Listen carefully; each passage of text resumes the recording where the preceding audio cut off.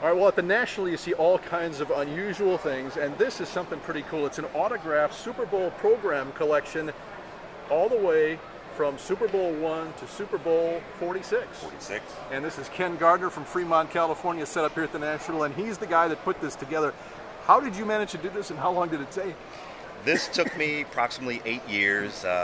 I started in San Francisco. I was at a show and I got Joe Montana to sign a Super Bowl program, and then it just picked up from there.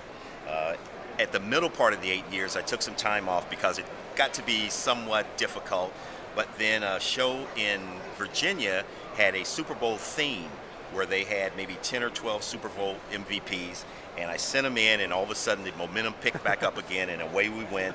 And just last week, before I came to the National, I was able to complete the collection. With Eli Manning. That's correct. Right there, Super Bowl 46.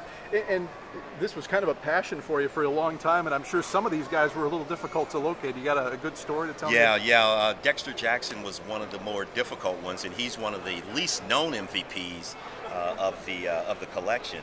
But I had a difficult time finding him. I had people who said they knew him, they could get it for me, but authenticity is so important.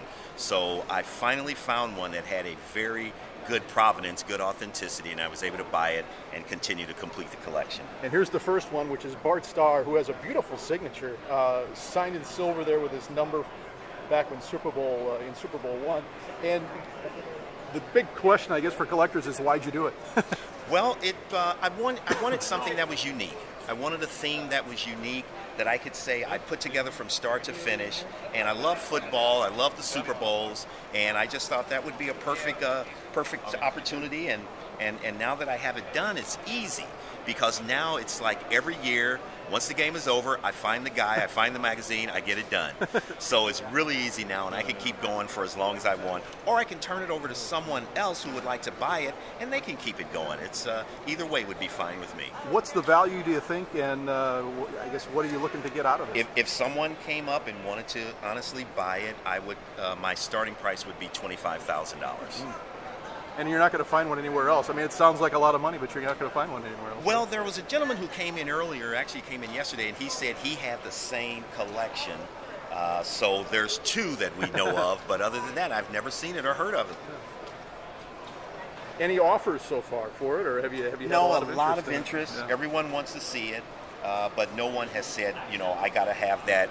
Here's my $25,000. And we're not just talking about the autographs, but some of the programs are tough to find too. Yeah, programs are very tough to find. In fact, I've seen some of the other dealers in the room who've had single programs, not autograph, but single programs, and they're pricey. So some of the older ones, like the number 1, the number 2, the number 3, they're difficult to get, and so the price, they carry a premium in terms of if you're going to buy them. These are just the ones he's showing off. That whack in the back there is the rest of the stack back deep in the two corner. piles, there. yes, And for a total of 46. Yeah.